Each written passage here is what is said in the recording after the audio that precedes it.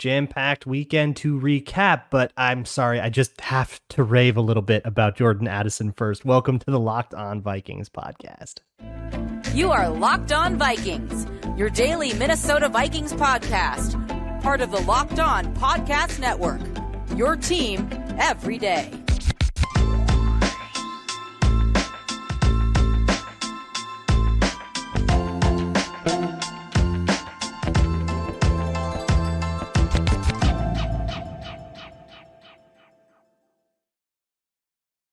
What is going on, everybody? Welcome to the Locked On Vikings podcast, part of the Locked On Podcast Network, your team every day. As always, I am your host, Luke Braun, and let's find some joy today. You can find the show wherever you find your favorite podcasts, any place where you listen to audio things, even YouTube if you want a video version, or you can go to Amazon Fire or Roku. Download the Locked On Minnesota Sports app, and now we're partnered with SiriusXM, so you can find us on their podcasting app as well. Thank you so much to those of you who listen to this show every single day. I appreciate you all very, very much. I absolutely love my hashtag everydayers. Sound off in the comments if you can. I appreciate you all so much.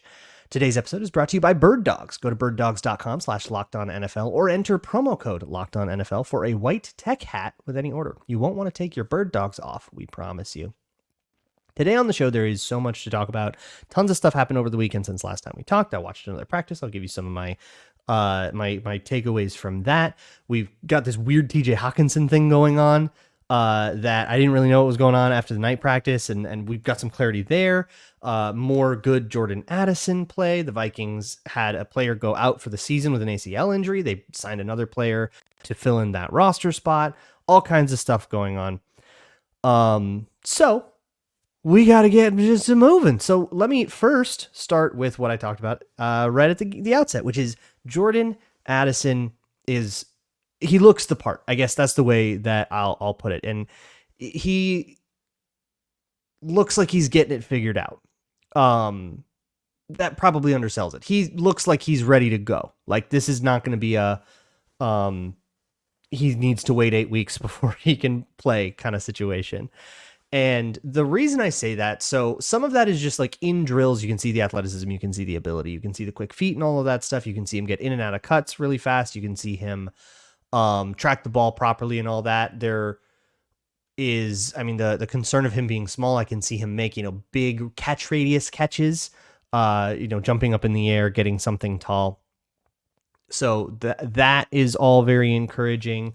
You can see the way that he is setting up defensive backs and beating them in ways that translate very directly to actual live reps, even in ways where, with the defensive backs are very, very disadvantaged in these situations, but you can see him kind of do that in 11s as well.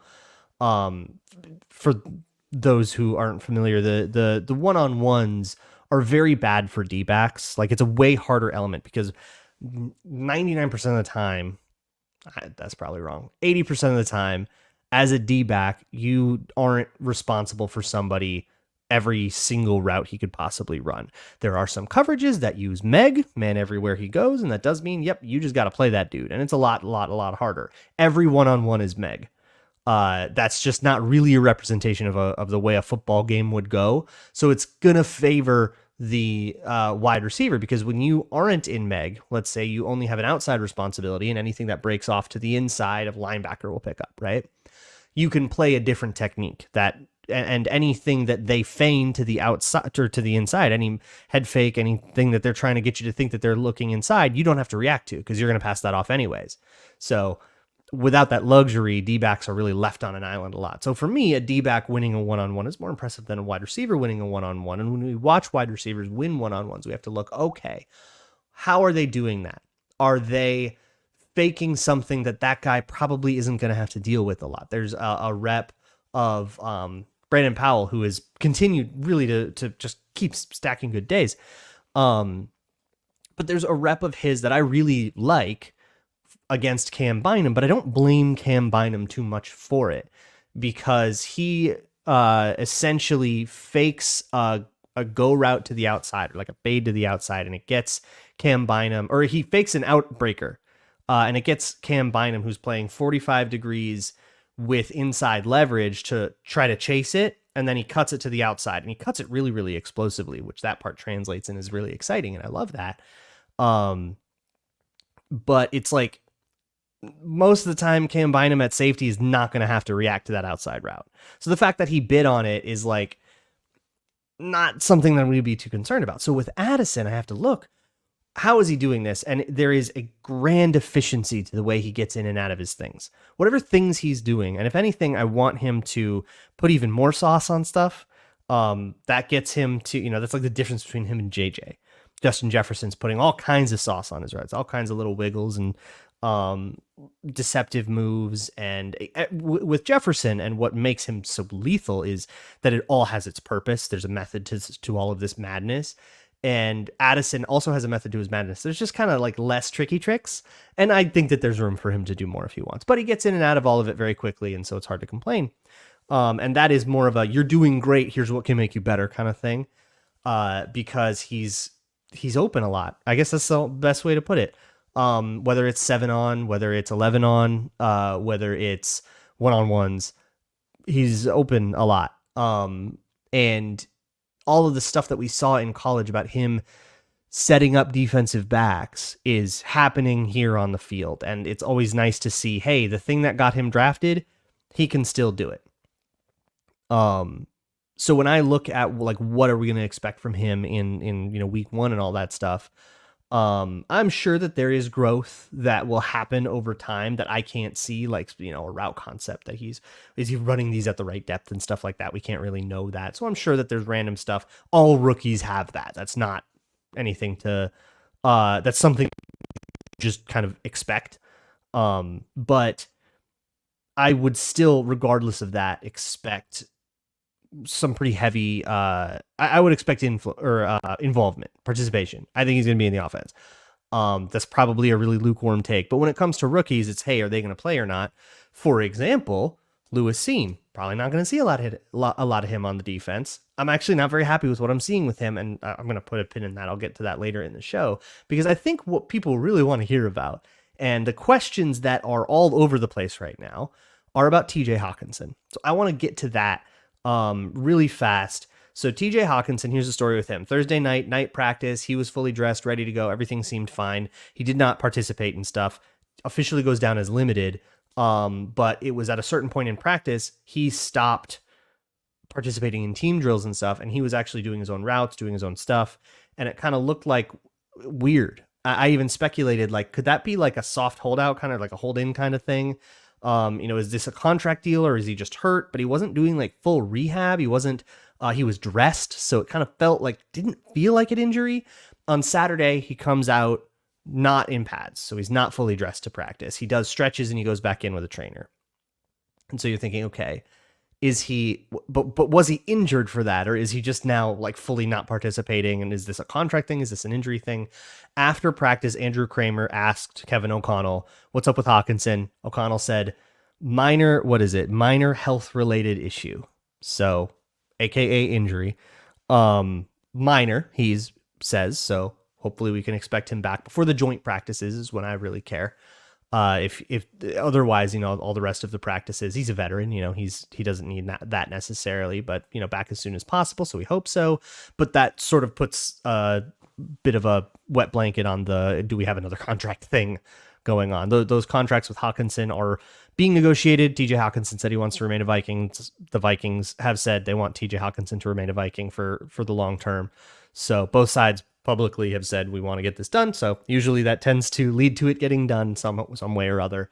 But it's a process that takes time. So the like each new offer needs to be drafted, and then they have to stare at each other for a while, and then a new offer or whatever amendments have to be drafted, and it's a process that's long and arduous and full of red tape. So expect it to take a little time, and then probably JJ is happening as well. Jefferson's not doing has very little to say about the contract matter. He seems to genuinely not care. And that makes sense too, because he's making so much money on brand deals. Like this is not like the life-changing amount of money that happened to him already years ago. Anyways, with Hockenson, it's an injury thing. I haven't seen anybody talk about that. It's weird that was only in the physical newspaper, which I only have access to because I'm staying with family in Minnesota right now as I go to training camp and they get the paper. Usually I don't live in Minnesota, so I wouldn't see that at all. And for a lot of people, like, they don't see the physical paper. Maybe they read the Star Tribune on the app or online, which I couldn't find it anywhere on that stuff. So easy to miss. So if you missed it, there you have it. I want to talk about Cine. I want to talk about the roster moves that the Vikings did all over the weekend. So we'll get to both of those things. I want to make sure that we have all the time in the world, and then a couple of other training camp observations is the word that I struggled to find. But before I do that, let me talk to you about your new favorite shorts. It's Bird Dogs. Bird Dogs are a different kind of like khaki short that are made to fit way better than regular shorts that are made of a stiff, restricting cotton that won't form fit you the way that you want, so you can look like the hot, steamy piece of meat that you want to be. Bird Dogs uses an anti-stink, sweat-wicking fabric that keeps you cool and dry all the time, and they fit slimmer and tighter through your leg, and they're very comfortable, but they still give you that same fashion advantage that you would normally get with wearing like a khaki short for like golf or something like that. They still look like khaki, but they don't have that weird bulky fit that you can get a lot of times with khaki. It's much better. So go to birddog.com/LockedOnNFL or enter promo code LockedOnNFL for a free white tech hat with your order.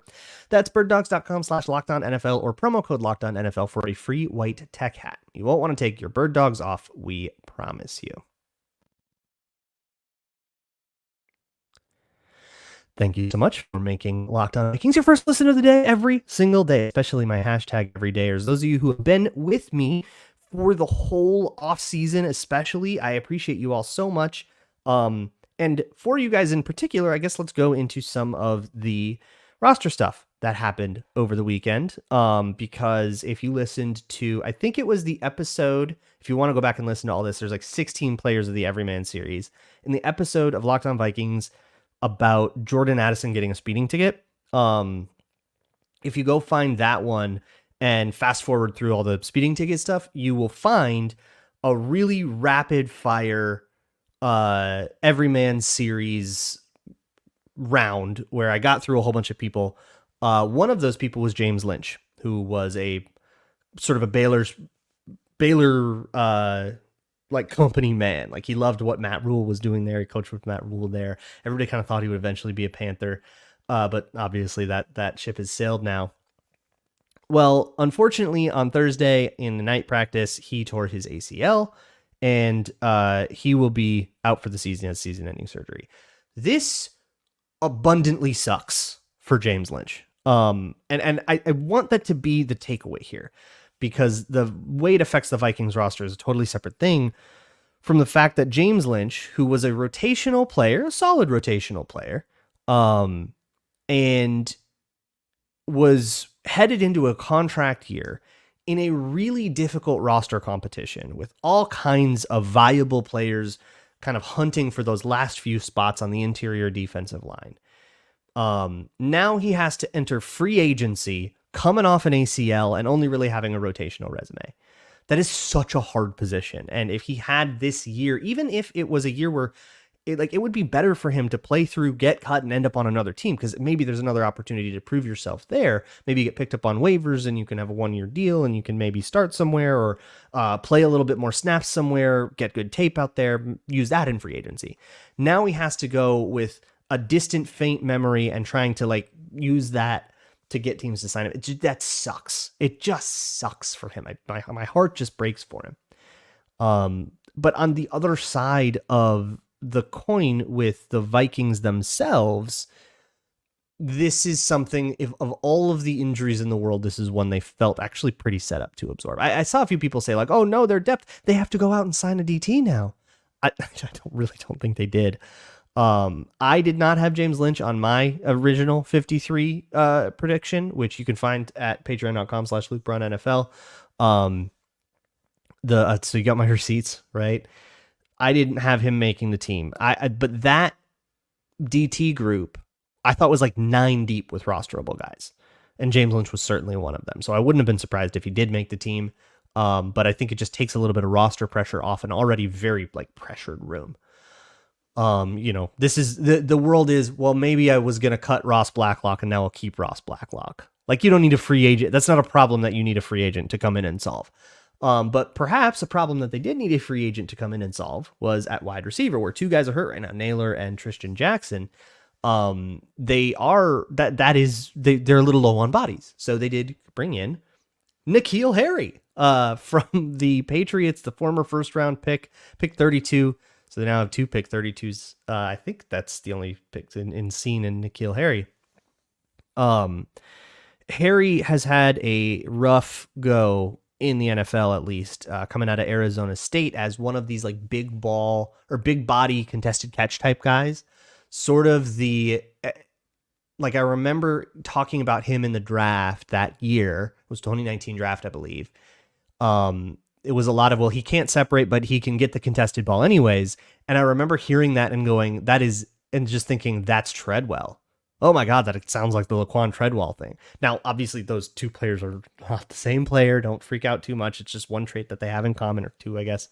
But that I remember thinking, like, man, guy can't get open, but just like Moss's Pac-12 competition. Okay, whatever. Or I guess, what is it, the Pac-4 now?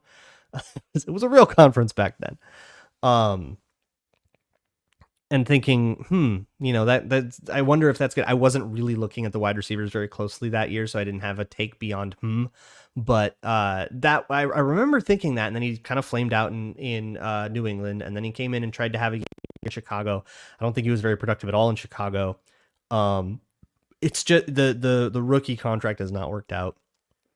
And he's been a free agent. Now he's here kind of on the eve of camp. I tweeted out when this happened, like, I wonder if Josh Doxson is here to push Adam Thielen, because I think I see it too much. A lot of people are going, why would we sign a receiver? We have so many receivers. We got Jefferson and Osborne and Addison. And, everybody's talking about this Powell guy, and everybody was talking about Naylor. And I get that kind of confusion, but you got to understand, anything that happens in August is not about the starters. You're never finding starters. And if you sign a guy in August in the middle of camp and he comes in and he makes your team, you found a dude. Like you found a diamond in the rough. You probably got phenomenal value. Like, who is it? Justin Houston just signed. Where was it? Panthers, right? Like, okay, it like affected your team doing that, or the Bears signing Unique Ngakoue. I think they need a lot more than Unique Ngakoue, but boy, that probably helps them a lot, because now they have at least one viable defensive lineman with a good track record. Like, N'Keal Harry doesn't change anything. He's not changing my roster prediction. I guess I'll put it that way. They just needed a body, and I wanted to bring it up that way because I think that we have too often we look only through the lens of the starter and of the offense that will actually be on the field. But you have to understand that NFL teams need to build a 53-man roster, not a 22-man roster or 26-man roster with some rotational guys. They need to build a 53. They need to build a special teams unit. They need to build depth. They need to add competition for linebacker 4 and cornerback 6 and safety. They need that competition. Like, that is also an important thing that is worth doing. Are you going to spend a lot of resources on that? No, you're not going to spend resources on CB6, but you got to go do it. And so when you bring in a guy like N'Keal Harry to add competition to a room that's missing Jalen Naylor right now, they also have to do the practice squad. To me, this is a Tristan Jackson replacement, not is Naylor's injury really bad, or are they secretly really pissed off and they don't like what Jordan Addison is doing and they're trying to solve that problem. I saw some people were responding to like the reports of N'Keal Harry with like ideas like that. I want to push back on that idea.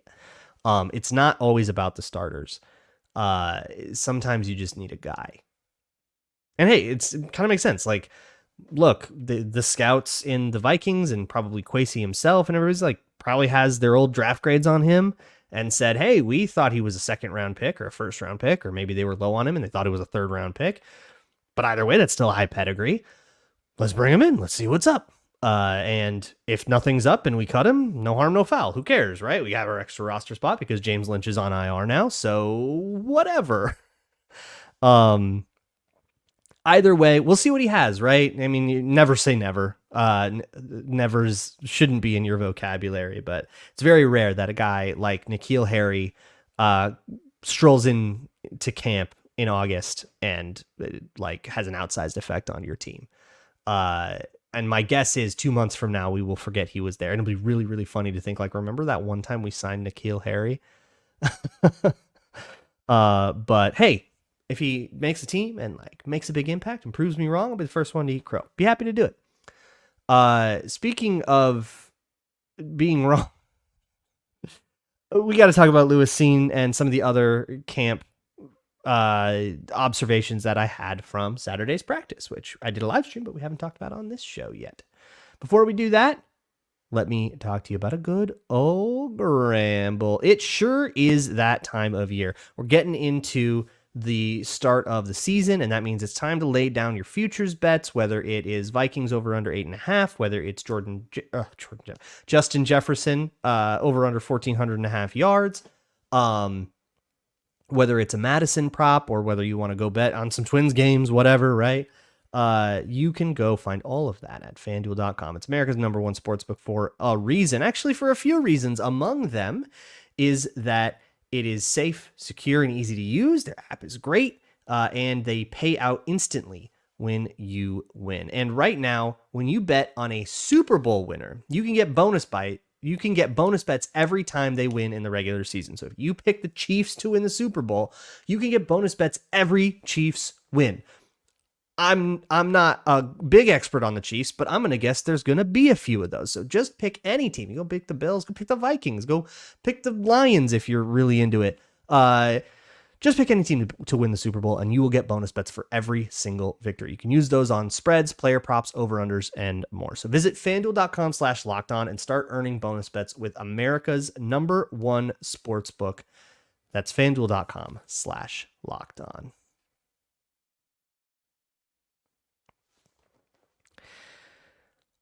All right, everybody, it's time to face the music. I don't really like what I'm seeing from Lewis Cine. I know that's not what you probably want to hear. Or maybe it is because some of you just hate the Vikings, but and want them to fail so you can feel right in your cynicism. But here's what I'll say about Cine. He's having a second rookie year, basically, right?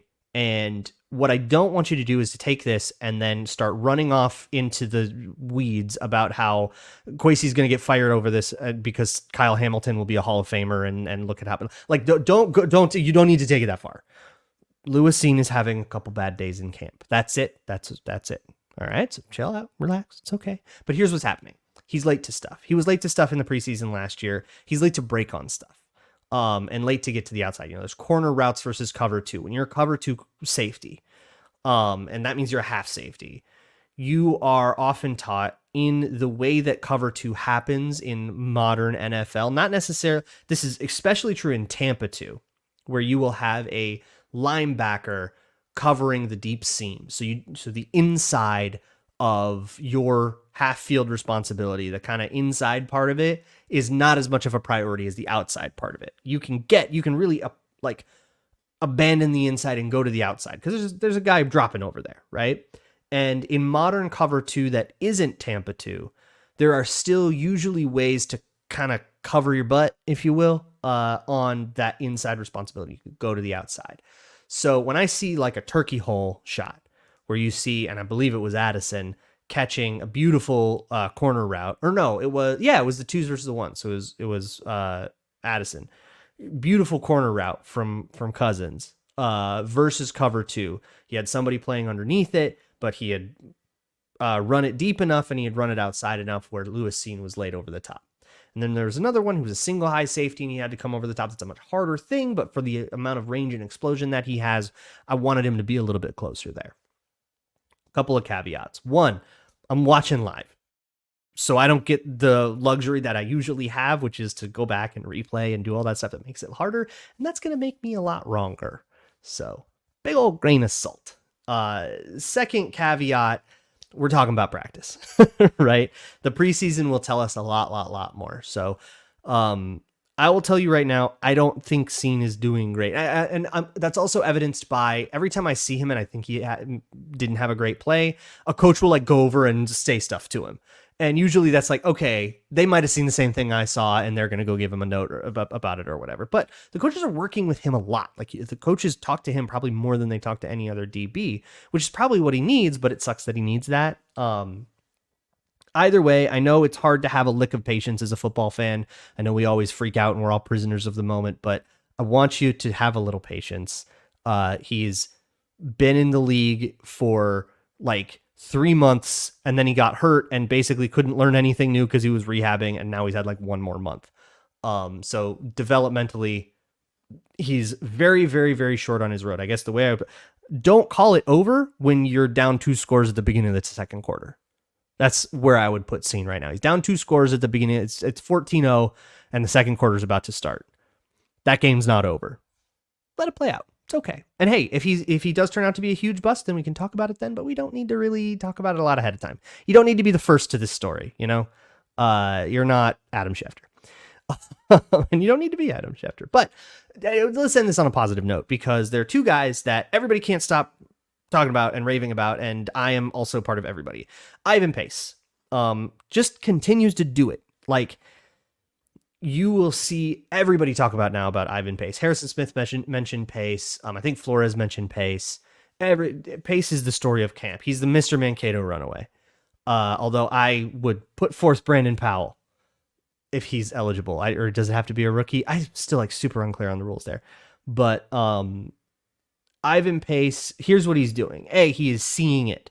He sees and knows what's in front of him. That's really, really important, especially with the offense that the Vikings are throwing at these guys. The run offense that the Vikings are throwing at these guys has a ton of misdirection and lead blockers going different ways and all that Kyle Shanahan stuff that we've been talking about all offseason on Locked On Vikings, everydayers know, is meant to get linebackers moving the wrong way. And he's able to sift through that, find the play, and explode. He's explosive on blitzes. He's been good in coverage. He's been a monster on special teams. The Ivan Pace is making the roster is no longer a hot take.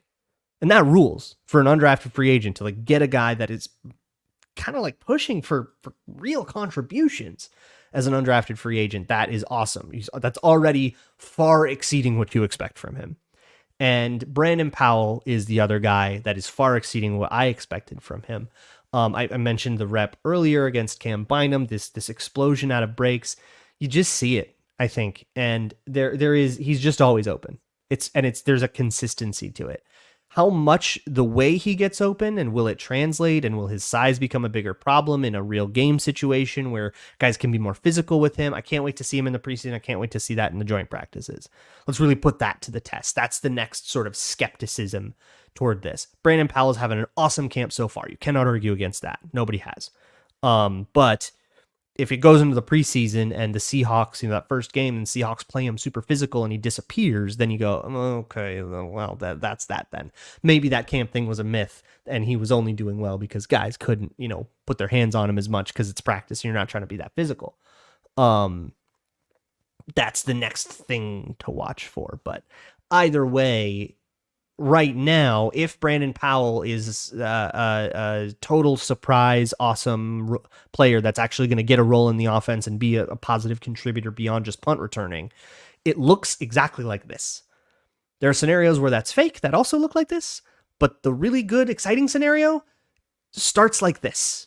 And so we can be hyped for a little bit, and then we'll check our work in the preseason game and in the joint practices and all that. And if we come out of the preseason game and he's still balling in the joint practices with Arizona and Tennessee and he's still balling, then we have no choice but to take him seriously as an actual member of the offense. And hey, that rules. Depth is awesome.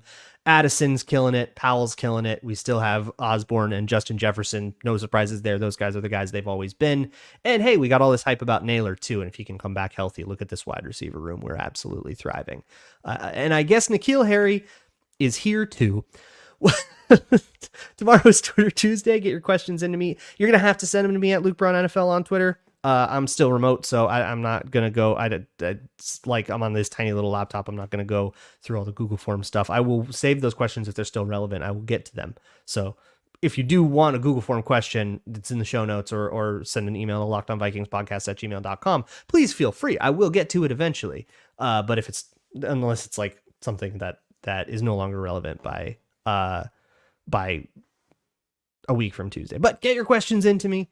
FYI, there was somebody mentioned to me, so because I'm on this remote setup and I'm in a fairly rural location, the internet can get a little spotty, and if there are some audio glitches, I super apologize for that. I'm